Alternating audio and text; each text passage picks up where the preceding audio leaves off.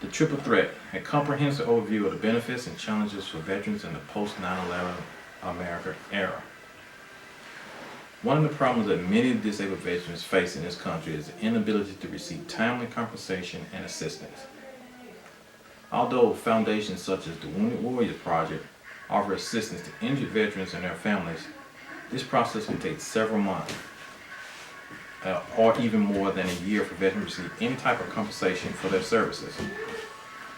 Being a disabled vet myself, I understand these things. I waited several years in order to receive any type of compensation for my injuries. I wound up exhausting my savings. I even came up under the threat of foreclosure on my home because of that time that it took to receive any type of compensation. The main purpose of this report is to provide insight on why a charity foundation dedicated to helping veterans should establish a procedure to assist the veterans as they undergo the medical review process. We will look at their operations, marketing, funding, and management to determine the strengths and weaknesses of these organizations. As I mentioned previously, the crisis these veterans have is waiting on compensation. It takes months, sometimes even years, in order for some to even establish any type of benefits. You constantly having to go through what's called a medical review board, which when I myself went through it, I wound up spending anywhere from 2 weeks to several months away from home at different intervals.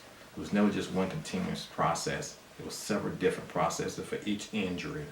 Mental evaluation, the physical evaluation, the surgeries that came along with it, and you have to wait a year after your surgery to get any type of evaluation.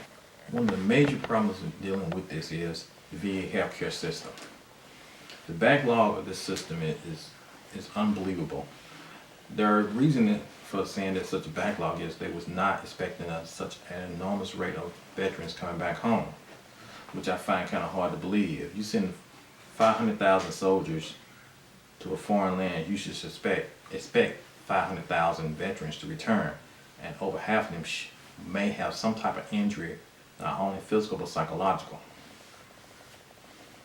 That's where the Wounded Warriors Project came into effect. It was supposed to take up the slack of helping rehabilitate and reintroduce soldiers to the environment that they're not used to, and that's the civilian environment. Because once you go to war, it's a totally different atmosphere. It's kind of hard to explain. Now, the marketing promo for the Wounded Warriors Project is the greatest casualty is being forgotten. Like many of Vietnam veterans, they're the forgotten soldiers. There are still many of them living in tents in the woods or just out in the streets. We also seen a large number of post 9/11 veterans also starting to live in the woods.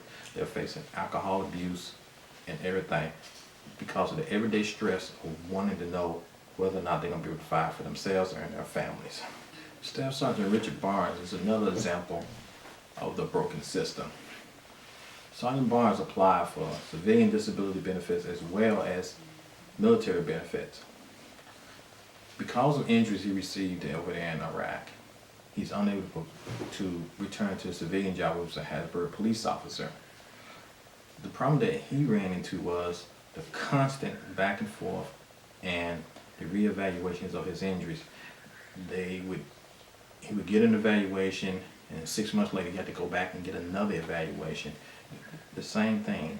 It was repeated. It was like, you do it once and then you do the same thing again. But during a 5-month period, he received no compensation.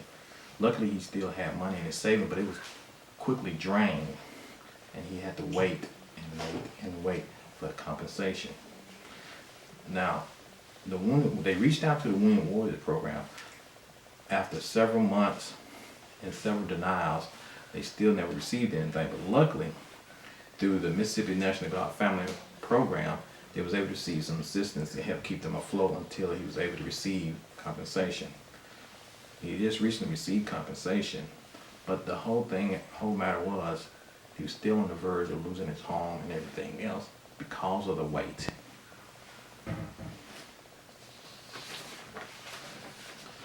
Now, a solution to this would be if we come up with one system.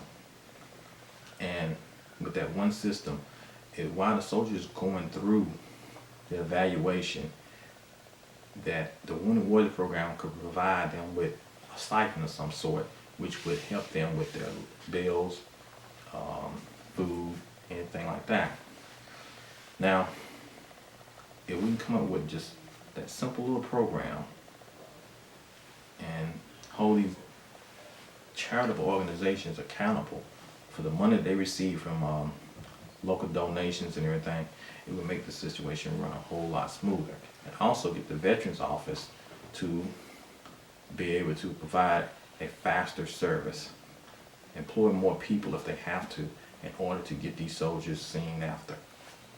Now, the Wounded Warriors project is being watched carefully now, because according to Charity Watch, out of $7.4 million that they received in 2011, 13.8 was spent on fundraising, 11.5 spent on salaries, 8.9 million on consulting and outside services, 5.5 million on meetings and events, and 3.1 was on travel. Now, that's a lot of money, considering the fact that you have a lot of soldiers out there who could have used that money, including myself. Now, with 58% of their income, or should I say their donations being spent on the soldiers, you have to understand the frustration that a lot of you guys are starting to say, hey, where's this money going? The CEO of the company made over $300,000 a year, and he paid 3 other executives $150,000 a year. I mean, what kind of expenses is that? I understand it takes money to run an organization, but that's kind of, expensive, to sit up there and pay these kind of salaries when you're supposed to be helping the soldiers out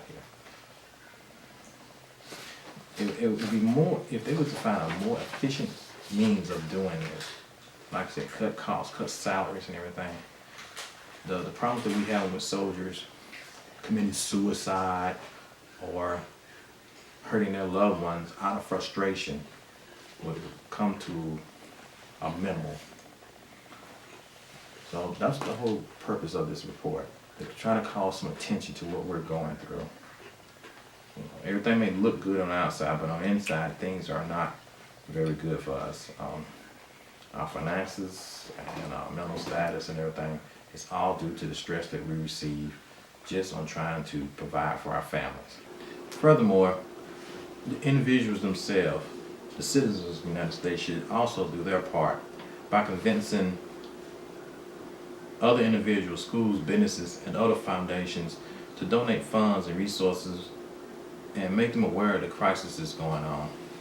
Stop just looking the other way and trying to depend on your government to help these guys, because even though the help is there, it may not be immediately available for them. You have to understand the things they're going through. Like I said, once again, I can't stress this anymore.